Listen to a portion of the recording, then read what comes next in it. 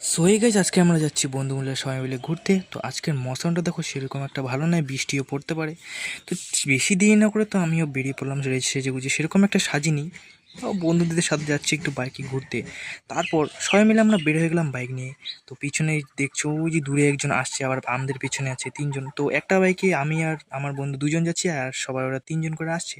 তো তারপরে আমরা পেট্রোল পাম্প গেলাম, পেট্রোল পাম্প গিয়ে পেট্রোল ভরে নিলাম। বাইকে পেট্রোল ছিল না সেরকম, তাই ভরে নিলাম। পেট্রোলটা ভরার পরে আমরা বেরিয়ে পড়লাম আর কি ঘুরতে, আর কি যেখানে যাওয়ার ইচ্ছা আছে সেখান থেকে বেরোনো। তারপরে অনেকটা দূর আমরা চলে এলাম। আসার পরে সবাইকে আমি পিছনে ফেলে আমরা সবাই দূর দূরে এগিয়ে যাচ্ছি।